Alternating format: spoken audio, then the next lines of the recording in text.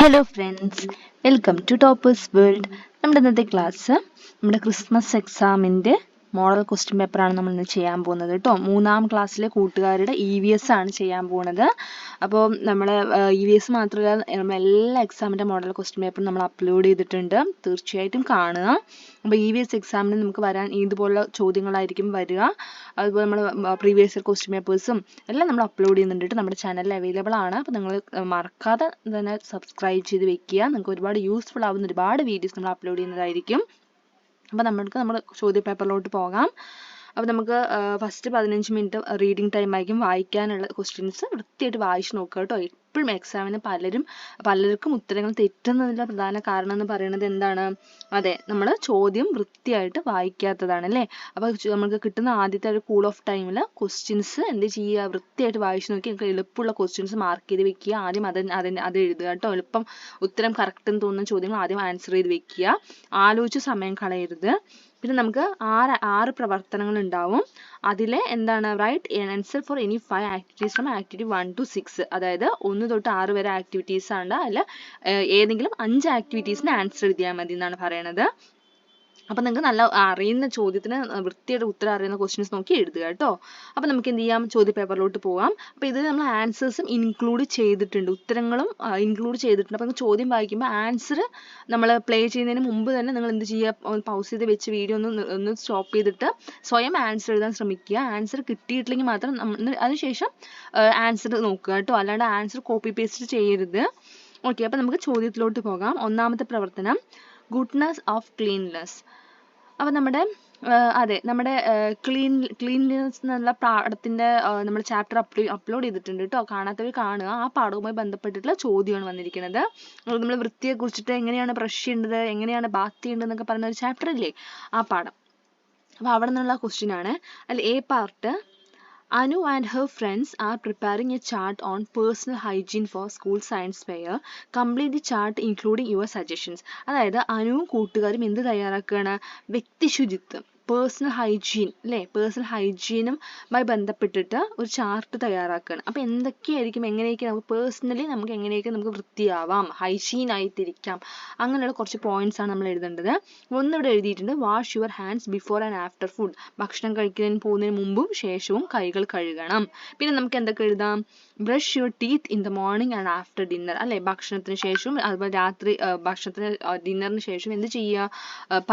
നമ്മൾ പല്ല് തേക്കുക അല്ലേ, ബ്രഷ് ചെയ്യണം. ചിലർ എപ്പോഴും മോർണിംഗ് മാത്രം ബ്രഷ് ചെയ്യുന്നവരുണ്ട് അല്ലേ. അപ്പം അങ്ങനെ ചെയ്യരുത്. നൈറ്റ് നമ്മൾ അതും ഭക്ഷണം കഴിച്ചതിന് ശേഷം ബ്രഷ് ചെയ്യുക. Do not wear dirty or wet clothes. അതുപോലെ തന്നെ അഴുക്ക് നമ്മൾ ബാത്തിങ് ചെയ്ത് കഴിഞ്ഞ് നമ്മൾ എന്താണ് ഡ്രസ്സ് എന്ന് പറയുന്നത് അല്ലേ, നമ്മുടെ ശുചിത്വവുമായി ബന്ധപ്പെട്ട് വളരെ അടുത്ത് നിൽക്കുന്ന ഒരു ഫാക്ടറാണ് ഡ്രസ്സ് എന്ന് പറയുന്നത്. അപ്പോൾ അഴുക്കുള്ള ഡ്രസ്സോ വസ്ത്രങ്ങളോ അല്ലെങ്കിൽ നനവുള്ള വസ്ത്രങ്ങളൊന്നും ധരിക്കാതിരിക്കുക. നല്ല വൃത്തിയുള്ള വസ്ത്രം, ഉണങ്ങിയ നല്ല വൃത്തിയുള്ള വസ്ത്രം ധരിക്കുക. You should trim and clean the nails to make your hands perfectly tidy. അതായത് നമുക്കറിയാം, നമ്മുടെ നഖങ്ങൾ എന്ത് ചെയ്യണം? വളരുമ്പോൾ വെട്ടണം അല്ലേ, ഒരു പാകത്തിന് വെട്ടി നിർത്തണം. അത് മാത്രമല്ല, നഖങ്ങൾ വളർത്തുന്ന ആൾക്കാരാണെങ്കിൽ എന്ത് ചെയ്യണം? നഖത്തിൻ്റെ അടുത്ത് അഴുക്കൊക്കെ കളയണം. നഖം വളരുമ്പോൾ വെട്ടും വേണം അല്ലേ. അല്ലാതെ അങ്ങനെ വെച്ച് കഴിഞ്ഞാൽ സംഭവിക്കും, നഖത്തിൻ്റെ ഇടയിൽ അണുക്കൾ കയറും. അത് നമ്മൾ ഭക്ഷണം കഴിക്കുമ്പോൾ നമ്മുടെ ശരീരത്തിനകത്ത് പ്രവേശിക്കും, നമുക്ക് അസുഖം വരും. അപ്പോൾ ഇതൊക്കെയാണ് എന്ത് വരും നമുക്ക് എഴുതാൻ പറ്റുന്ന പേഴ്സണൽ ഹൈജീനുമായി ബന്ധപ്പെട്ടുള്ള പോയിന്റ്സ് കേട്ടോ. ഇതാണ് നമ്മുടെ ഒന്നാമത്തെ ആക്ടിവിറ്റിയിലെ എ പാർട്ട്. ബി പാർട്ട് എന്താ? Did you notice the board in front of the park? Plastic waste should not be burned or thrown away. Why? ഇതൊരു പാർക്കിന്റെ ഫ്രണ്ടിലുള്ള, അതെ പാർക്കിന്റെ ഫ്രണ്ട്, ഇത് പാർക്കാണ് കേട്ടോ, കിഡ്സ് പാർക്ക്. ഇതിന്റെ ഫ്രണ്ടിലുള്ള ബോർഡ് കണ്ടോ നിങ്ങൾ? Do not burn or throw away plastic waste. എന്താ പറയണത്? അതെ, പ്ലാസ്റ്റിക് വേസ്റ്റ് വലിച്ചെറിയാനോ കത്തിക്കാനോ പാടില്ല എന്നാണ് പറയണത് അല്ലേ. അപ്പൊ അതിന് കാരണം എന്താണെന്നാണ് ഇവിടെ എഴുതേണ്ടത്? Plastic waste should not be burned or thrown away. Plastic waste, ഇതൊക്കെ നിങ്ങൾക്ക് അറിയുന്ന കാര്യം, നമ്മൾ ചെറുപ്പം തൊട്ട് കുഞ്ഞാവത്തെ നമ്മൾ കേൾക്കുന്ന കാര്യങ്ങളാണ് അല്ലേ. പ്ലാസ്റ്റിക് വേസ്റ്റ് വലിച്ചെറിയരുത്, കത്തിക്കരുത് എന്നൊക്കെ പറയണത്. അപ്പൊ എന്തുകൊണ്ടാണ് അത്? അതിന് റീസൺ ആണ് ഇവിടെ ചോദിക്കുന്നത്. വൈ? ഇത് നമ്മുടെ ടെക്സ്റ്റ് ബുക്കിലുണ്ട് കേട്ടോ. ഈ ചോദ്യത്തിനുള്ള ഉത്തരം ടെക്സ്റ്റ് ബുക്കിലുണ്ട്. നമ്മുടെ ക്ലാസ്സിൽ നമ്മൾ വ്യക്തമായിട്ട് പറഞ്ഞു തരുന്നുണ്ട്. അപ്പം നിങ്ങൾക്ക് അറിയുന്നില്ലെങ്കിൽ നമ്മുടെ ടെക്സ്റ്റ് ബുക്കിന്റെ ക്ലാസ് കണ്ടു നോക്കുക. ഉത്തരം എന്താണെന്ന് 2 പോയിന്റ്സ് എഴുതണം കേട്ടോ. Plastic materials do not decompose or dissolve in soil. ഒന്നാമത്തെ കാര്യം, മണ്ണിൽ അഴുകി ചേരില്ല അല്ലേ. അതായത് നമ്മൾ ഭക്ഷണത്തിന്റെ വേസ്റ്റ് ഒക്കെ മണ്ണിലിട്ട് അല്ലെങ്കിൽ ഇലയൊക്കെ മണ്ണിൽ വീണ് കഴിഞ്ഞാൽ അത് അഴുകി ചേരും. അതുപോലെ പ്ലാസ്റ്റിക് അഴുകി ചേരില്ല. രണ്ടാമത്തെ, if plastic materials are left on the ground the water will not go down to the ground. അതുപോലെ പ്ലാസ്റ്റിക് അഴുകിച്ചേരാണ്ട് അങ്ങനെ കിടക്കും. കുറേ വർഷമായാലും ഇത് എന്താവില്ല, മണ്ണിൽ അലിഞ്ഞു ചേരില്ല. അതങ്ങനെ മണ്ണിന് മേലെ അങ്ങനെ കിടക്കുമ്പോൾ ഈ മഴവെള്ളമൊക്കെ എന്ത് ചെയ്യണം? മഴവെള്ളമൊക്കെ ഭൂമിയുടെ അടിയിലോട്ട് പോകണ്ടേ അല്ലേ? അങ്ങനെ പോവില്ല. മഴവെള്ളം എന്നല്ല, ഒരു വെള്ളം ഭൂമിയുടെ അടിയിലോട്ട് പോവില്ല. ചെടികൾക്കൊക്കെ വെള്ളം കിട്ടുമോ? ഇല്ല അല്ലേ? ഭൂമിയുടെ അടിയിലോട്ട് വെള്ളം പോവില്ല. വെള്ളം മാത്രമല്ല, നമ്മൾ ചെടി പ്ലാന്റ്സ് ആണെങ്കിലും പ്ലാന്റ്സിന്റെ വേരൊന്നും അടിയിലോട്ട് പോവില്ല. അത് തടയും, ഈ പ്ലാസ്റ്റിക് തടയും. അപ്പൊ അതൊക്കെ എന്താണ്? പ്ലാസ്റ്റിക് നമ്മൾ വലിച്ചെറിയുന്നത് വഴിയുള്ള ദോഷഫലങ്ങളാണ് അല്ലേ? അടുത്തത്, find out the disease spread by mosquitoes. അപ്പൊ ഇവിടെ 4 അസുഖം കൊടുത്തിട്ടുണ്ട്. അതിൽ ഏത് അസുഖമാണ് മൊസ്കിറ്റോസ്, കൊതുക് പരത്തുന്ന അസുഖം? നിങ്ങൾക്ക് അറിയോ? ഉത്തരം അറിയില്ലേ? ഏതാ? ജോണ്ടൈസ്, കോളറ ഉണ്ട്, ടൈഫോയിഡ് ഉണ്ട്, എലിഫന്റൈസിസ് ഉണ്ട്. ഏതാണ്? അതെ, എലിഫന്റൈസിസ് അല്ലേ? അതായത് മന്ത് എന്ന് പറയും മലയാളത്തില്. നെക്സ്റ്റ് ആക്ടിവിറ്റി 2, രണ്ടാമത്തെ ആക്ടിവിറ്റി സോയിൽ കൺസർവേഷൻ ആണ് കേട്ടോ. Soil conservation. അപ്പൊ ആരാണ് ചിത്രത്തിൽ കാണുന്നത്? ആരെയാണ്? എർത്ത് ആണ് അല്ലേ? I am always in the soil. ആരാണ് ചിത്രത്തിലുള്ളത്? എർത്ത് വർം, മണ്ണിര. അപ്പൊ നമ്മുടെ രണ്ടാമത്തെ ആക്ടിവിറ്റിയിലെ A part, have you noticed what the earth worm said? Earth worm പറഞ്ഞത് എന്താണെന്ന് മനസ്സിലായില്ലേ? Yes, not only earthworms but also human beings and other creatures get benefit from the soil. അപ്പോൾ earthwormന് മാത്രമാണോ മണ്ണ് കൊണ്ട്, സോയിൽ കൊണ്ട് ബെനിഫിറ്റ് ഉള്ളത്? അല്ല.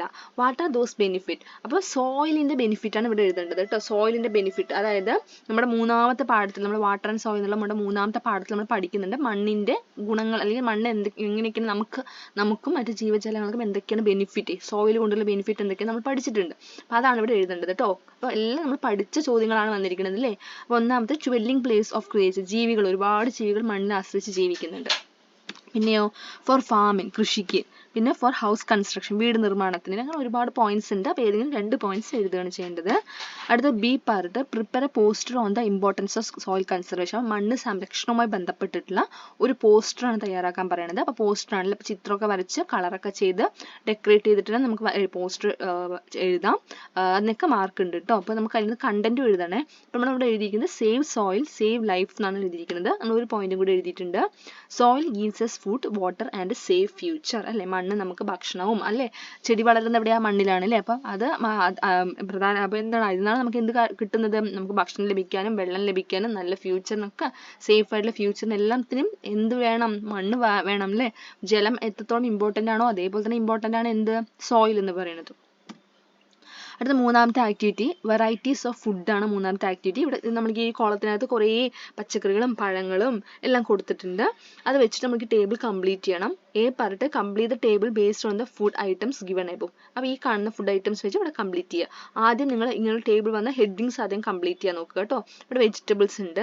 അടുത്ത രണ്ടാമത്തെ കോളം നോക്കൂ, മാംഗോയാണ്. അപ്പോൾ മാംഗോ ഏത് കാറ്റഗറിയിൽ വരും? ഫ്രൂട്ട്സ് അല്ലേ? പിന്നെ സെറൽസ് ഉണ്ട്. പിന്നെ അടുത്ത എന്താണ്? സെറൽസ് എന്ന് വെച്ചാൽ അറിയില്ലേ? ധാന്യങ്ങൾ അല്ലേ? ധാന്യങ്ങളെയാണ് പറയണത്. അടുത്തത് ഇവിടെ ബംഗാൾ ഗ്രാം ഉണ്ട്. ബംഗാൾ ഗ്രാം ഏതിൽ വരും? പൾസസ് അല്ലേ? പയറു വർഗ്ഗങ്ങൾ പൾസസിൽ വരും. പിന്നെ ട്യൂബേഴ്സ്, കിഴങ്ങ് വർഗ്ഗങ്ങൾ ട്യൂബേഴ്സ് ഉണ്ട്. ഫുഡ് ഫ്രം ആനിമൽസ്, അതായത് മറ്റ് പക്ഷികൾ, ആനിമൽസ് എന്നൊക്കെ കിട്ടുന്ന ഫുഡ്, നമുക്ക് കഴിക്കാൻ പറ്റുന്ന ഫുഡാണ് ഇവിടെ കൊടുത്തിരിക്കുന്നത്. ഓക്കെ, അപ്പം നമുക്ക് എന്ത് ചെയ്യാം? ഓരോന്നായിട്ട് കംപ്ലീറ്റ് ചെയ്യാം. ഫസ്റ്റ് എന്താണ്? ഇവിടെ നോക്കൂ, ബീൻസ് അല്ല, നമുക്ക് വെജിറ്റബിൾസ് ആദ്യം ഫില്ല് ചെയ്യാം. ഇവിടെ നോക്കൂ, പംകിൻ കാണുന്നുണ്ടോ നിങ്ങൾ? പംകിൻ പറഞ്ഞാൽ മത്തൻ, വെജിറ്റബിൾ ആണ് അല്ലേ? പിന്നെയോ മുരിങ്ങ ലീഫ് കണ്ടില്ലേ? മുരിങ്ങ ലീഫിന് നമുക്ക് വെജിറ്റബിൾ, കാരണം ഇവിടെ ലീഫി വെജിറ്റബിൾ സെപ്പറേറ്റ് കൊടുത്തിട്ടില്ല, അപ്പോൾ നമുക്ക് വെജിറ്റബിൾ ഉൾപ്പെടുത്താം. അടുത്ത ഫ്രൂട്ട്സിൽ നമ്മൾ മാംഗോ എഴുതിയിട്ടുണ്ട്. ഇവിടെ എന്താണ് എഴുതുക? അപ്പോൾ ഇതിലുള്ള വേറൊരു ഫ്രൂട്ട് ഏതാണ്? പപ്പായ, ഒരു ഫ്രൂട്ട് അല്ലേ? അടുത്തത് സെറൽസ് പറഞ്ഞാൽ ധാന്യങ്ങളാണ് സെറൽസ് എന്ന് പറയുന്നത്. ഏതൊക്കെ എഴുതാം? വീറ്റ് എന്ന് വെച്ചാൽ ഗോതമ്പ്. പിന്നെയോ കോണും സെറൽസിൽ വരും. അടുത്തത് പൾസസ്, പയറുവർഗ്ഗങ്ങൾ. ബംഗാൾ ഗ്രാം, കടല കേട്ടോ. പിന്നെ ബീൻസ് വരും. അടുത്തത് ട്യൂബേഴ്സ് പറഞ്ഞാൽ കിഴങ്ങ് വർഗ്ഗങ്ങളാണ്. ഏതൊക്കെ വരും? ടാപ്പിയോക്ക അല്ലേ? ടാപ്പിയോക്ക എന്ന് വെച്ചാൽ അറിയില്ലേ നിങ്ങൾക്ക്? ടാപ്പിയോക്ക നമ്മുടെ എന്താണ്, പൂളക്കിഴങ്ങ് എന്നൊക്കെ ചിലയിടങ്ങളിൽ പറയും. പിന്നെ എന്താ എഴുതാം? ട്യൂബേഴ്സിൽ യാം എഴുതാൻ പറ്റും. പിന്നെ ഫുഡ് ഫ്രം അനിമൽസിന് കിട്ടുന്ന ഫുഡ്, അതായത് ഇവിടെ കൊടുത്തിട്ടുണ്ട് കേട്ടോ. ഇതെല്ലാം ഇവിടെയുള്ള എഗ്ഗും മിൽക്കും. ഫുഡ് ഫ്രം എഗ്ഗ്, കോഴിയിൽ നിന്നും ഡക്ക്, താറാവ് എന്നൊക്കെ മുട്ട കിട്ടും. മിൽക്ക്, പശു എന്നൊക്കെ കിട്ടില്ലേ? അപ്പോൾ ഫുഡ് ഫ്രം അനിമൽസ്. അടുത്തത് ഇത് ഇവിടെ 4 സ്റ്റേറ്റ്മെന്റ് കൊടുത്തിട്ടുണ്ട്. ഇതിൽ ഏതാണ് ശരി? എ ആണോ, ബി ആണോ, സി ആണോ, ഡി ആണോ? ഇത് ആദ്യം വായിച്ചു നോക്കുക. We should eat same kind of food every day. നമ്മൾ ദിവസവും ഒരേ തരത്തിലുള്ള ആഹാരം കഴിക്കണം എന്നാണ് പറയുന്നത്. ശരിയാണോ? അല്ല. രണ്ടാമത്തെ, we should drink 6 to 8 glasses of water a day. ഒരു ദിവസം 6 തൊട്ട് 8 ഗ്ലാസ് വരെ വെള്ളം കുടിക്കണം. ശരിയാണ്. മൂന്നാമത്തെ, eating lots of oily food is good for health. ഒരുപാട് എണ്ണമയമുള്ള ആഹാരം കഴിക്കുന്നത് ശരീരത്തിന് നല്ലതാണ്. ശരിയാണോ? അല്ല. അടുത്തത്, there are cooked food and uncooked food. Cook ചെയ്ത് കഴിക്കുന്നതും കുക്ക് ചെയ്യാതെ കഴിക്കുന്നതുമായിട്ടുള്ള ആഹാരങ്ങളുണ്ട്. ശരിയാണ്. അപ്പൊ ഏതാ ശരി ഇവിടെ? ബി. 2 and 4 ആണ് ഇവിടെ എഴുതേണ്ടത്. മനസ്സിലായല്ലോ?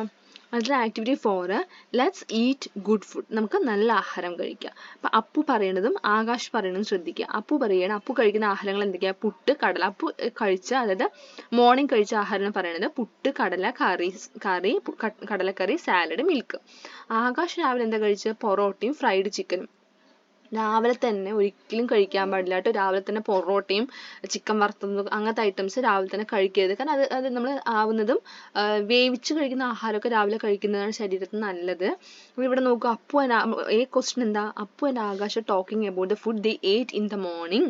Complete the table with the food items used to make these dishes. അപ്പൊ അവർ രണ്ടാളും രാവിലെ കഴിച്ച ആഹാരത്തെ കുറിച്ചാണ് ഇവിടെ പറഞ്ഞിരിക്കുന്നത്. അപ്പൊ അതിൽ ചോദ്യം, ആ ഡിഷ് ഉണ്ടാക്കാൻ ആവശ്യമായിട്ടുള്ള ഫുഡ് ഐറ്റംസ് എന്തൊക്കെയാണ് അതാണ് എഴുതേണ്ടത്. അപ്പൊ പുട്ട് ഉണ്ടാക്കാൻ എന്തൊക്കെ വേണം അതാണ് ഇവിടെ എഴുതേണ്ടത് കേട്ടോ. പുട്ടുണ്ടാക്കാൻ എന്തൊക്കെ വേണം? റൈസിലുള്ള അരിപ്പൊടി, കോക്കനട്ട്.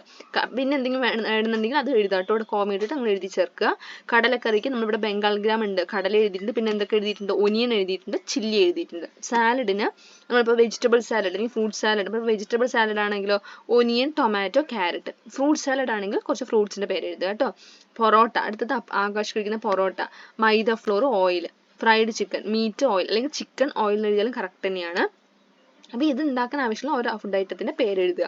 പിന്നെ ബി ചോദ്യം എന്താ? Who eats the healthy food? Appu or Akash? ഇതിൽ ആര് കഴിക്കുന്നതാണ് ഹെൽത്തി ഫുഡ് എന്നാണ് ചോദ്യം. Write down your opinion. നിങ്ങളുടെ അഭിപ്രായമാണ് എഴുതേണ്ടത്. അത് നമുക്ക് നോക്കുമ്പോൾ തന്നെ അറിയാലോ ആര് കഴിക്കുന്നത് ഹെൽത്തി ഫുഡ്? അപ്പു കഴിക്കുന്നത്. എന്തുകൊണ്ട്? Appu eats the healthy food because these foods are much nutritious, rich in proteins, vitamins and minerals and good for growth and strong health. Akash ate parotta and fried chicken which are junk foods and not healthy for daily eating. അല്ലെങ്കിൽ morning eating. ഇവിടെ morning ആണല്ലോ പറയുന്നത് അല്ലേ? അപ്പോൾ morning eating നമുക്ക് morning eating തന്നെ എഴുതാം. അല്ലെങ്കിൽ ഡെയിലി ഈറ്റിംഗ് ആണെങ്കിലും മോർണിംഗ് ഈറ്റിംഗ് ആണെങ്കിലും ഒരിക്കലും നല്ലതല്ല കേട്ടോ. അങ്ങനെ നമ്മൾ ഡെയിലി പൊറോട്ട കഴിക്കുന്നത് അല്ലെങ്കിൽ എപ്പോഴും ചിക്കൻ വറുത്തത് കഴിക്കുന്നത് ഒരിക്കലും ശരീരത്തിന് നല്ലതല്ല. അത് not good for health. Okay. അഞ്ചാമത്തെ ആക്ടിവിറ്റി ക്ലീൻ സറൗണ്ടിങ്സ് ആണ്. Below are the picture of waste materials collected by children while cleaning the school surroundings on Gandhi Jayanti.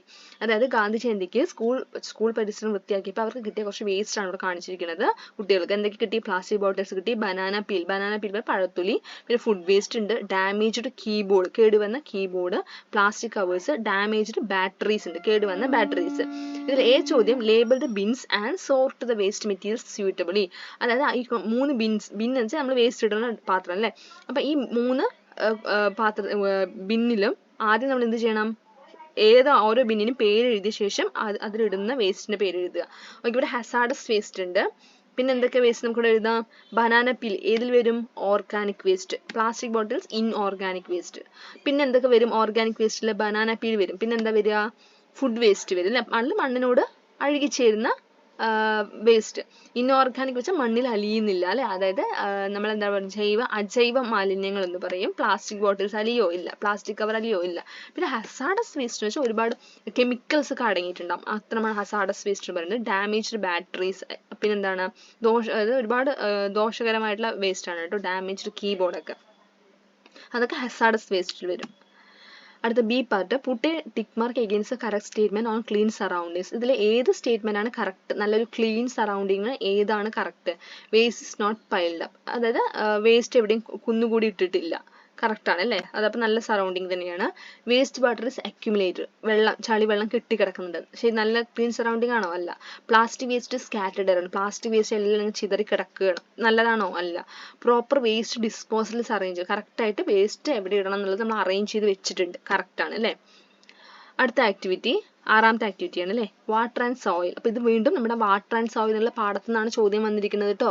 അപ്പോൾ എത്രത്തോളം ഇമ്പോർട്ടൻ്റ് ആണെന്ന് മനസ്സിലാക്കുക. ആ പാഠം എത്രത്തോളം ഇമ്പോർട്ടൻ്റ്, നിങ്ങളിപ്പോൾ മസ്റ്റായിട്ട് പഠിച്ചിട്ട് പോകേണ്ട പാഠമാണ് ഇത്. 3-ാമത്തെയും 4-ാമത്തെയും പാഠം നിർബന്ധമായും പഠിച്ചിട്ട് പോവുക. കാരണം അവിടെ നിന്ന് ഒരുപാട് ചോദ്യങ്ങൾ വരും എക്സാമിന്, നമ്മുടെ ഹാഫ് ഇയർലി എക്സാമിന്. അപ്പോൾ water and soil complete the concept map with the uses of water. വളരെ എളുപ്പമായിട്ടുള്ള ചോദ്യമാണ് കേട്ടോ. വെള്ളത്തിൻ്റെ ഉപയോഗങ്ങളാണ് എഴുതാൻ പറയുന്നത്. ഒത്തിരി ഉപയോഗങ്ങൾ നമ്മൾ ക്ലാസ് എടുക്കുമ്പോൾ പറഞ്ഞിട്ടുണ്ട് അല്ലേ. വെള്ളം കൊണ്ട് ഒരുപാട് ഉപയോഗങ്ങളുണ്ട്. അപ്പോൾ ഏതെങ്കിലും നിങ്ങൾക്ക് അറിയുന്ന 4 ഉപയോഗങ്ങൾ എഴുതിയാൽ മതി കേട്ടോ. അനിമൽസ് ബാത്ത് ഇൻ വാട്ടർ, മൃഗങ്ങളെ കുളിപ്പിക്കാൻ അല്ലേ. പിന്നെയോ ഫോർ കുക്കിംഗ്, കുക്ക് ചെയ്യാൻ. ഫോർ കൾട്ടിവേഷൻ, കൃഷി ചെയ്യാൻ. ഫോർ ബാത്തിങ്, കുളിക്കാൻ. For washing clothes, vessels etcetera, പാത്രവും തുണിയൊക്കെ അലക്കാൻ അല്ലേ. അടുത്ത ബി ചോദ്യം, Disha collected some dried clumps of soil from her garden. Bubbles came out when she put it in a glass of water. Why? Disha എന്ത് ചെയ്തു, അവളുടെ ഗാർഡനിൽ നിന്നും മൺകട്ടകൾ അറിയാലോ, അതായത് ഉണങ്ങിയ മൺകട്ടകൾ കേട്ടോ, ഡ്രൈഡ് ക്ലംസ് ഓഫ് സോയിൽസ്, ഉണങ്ങിയ മൺകട്ടകൾ എടുത്തിട്ട് വെള്ളത്തിലിട്ട് അപ്പോൾ അതിനുള്ളിൽ നിന്ന് ബബിൾസ് വരുന്നു. എന്തുകൊണ്ട്? ഇതും നമ്മുടെ 3-ാമത്തെ പാഠത്തിൽ നിന്ന് വന്ന ചോദ്യമാണ്. അപ്പോൾ എന്തുകൊണ്ടാണ് നമ്മൾ പഠിച്ചിട്ടുണ്ട്, എക്സ്പെരിമെൻ്റ് ആയിട്ട് നമ്മൾ പഠിച്ചിട്ടുണ്ട്. എന്താ reason? Bubbles came out because air was trapped inside the dried soil clumps. When the soil was put into water the air inside the tiny spaces of the soil escaped as bubbles. അതായത് എന്താണ്, നമ്മൾ വെള്ളത്തിലിടുന്ന സമയത്ത് അതിൻ്റെ ഉള്ളിൽ നിന്ന് air പുറത്ത് വരുന്നുണ്ട്. അതിൻ്റെ അർത്ഥം എന്താ? മണ്ണിൽ അതായത് അതിൻ്റെ ഉള്ളിലുള്ള എയർ ആണ് പുറത്ത് വരുന്നത്, ബബിൾസ് ആയിട്ട് വരുന്നത്. C part, which of the below soil type is used for making models. പിന്നെ നമുക്ക് എന്ത് ഉപയോഗിച്ചിട്ടാണ്, ക്ലേ വെച്ചിട്ടാണോ സാൻഡ് വെച്ചിട്ടാണോ നമ്മൾ ഒരു രൂപങ്ങളൊക്കെ ഉണ്ടാക്കുക? ഏത് വെച്ചിട്ടാണ്? അതെ, ക്ലേ അല്ലേ. അപ്പോൾ 6 ആക്ടിവിറ്റീസ് ഉണ്ടായിരുന്നു. നമ്മൾ 6 ആക്ടിവിറ്റീസും വളരെ ഡീറ്റെയിൽ ആയിട്ട് വിത്ത് ആൻസർ നമ്മൾ ചെയ്തിട്ടുണ്ട്. അപ്പോൾ എല്ലാവരും വൃത്തിയായിട്ട് നമ്മൾ പറഞ്ഞ പാഠങ്ങൾ പഠിച്ചിട്ട് പോവുക, എക്സാമിന് പഠിച്ചിട്ട് പോവുക. അതിൽ നിന്ന് ഒരുപാട് ചോദ്യങ്ങൾ വരും. നമ്മൾ ആ ചാപ്റ്റേഴ്സിൻ്റെ ക്ലാസ്സുകൾ നമ്മൾ അപ്ലോഡ് ചെയ്തിട്ടുണ്ട് കേട്ടോ. അപ്പോൾ തീർച്ചയായിട്ടും കാണുക. ഇന്നത്തെ ക്ലാസ് നിങ്ങൾക്ക് ഒരുപാട് യൂസ്ഫുൾ ആയിട്ടുണ്ടാവുമെന്ന് കരുതുന്നു. ക്ലാസ് ഇഷ്ടമാണെങ്കിൽ ലൈക്ക് ചെയ്ത് നിങ്ങളുടെ കൂട്ടുകാർക്ക് ഒന്ന് ഷെയർ ചെയ്ത് കൊടുക്കുക. അതോടൊപ്പം നമ്മുടെ ചാനൽ ഒന്ന് സബ്സ്ക്രൈബ് ചെയ്യുക. താങ്ക്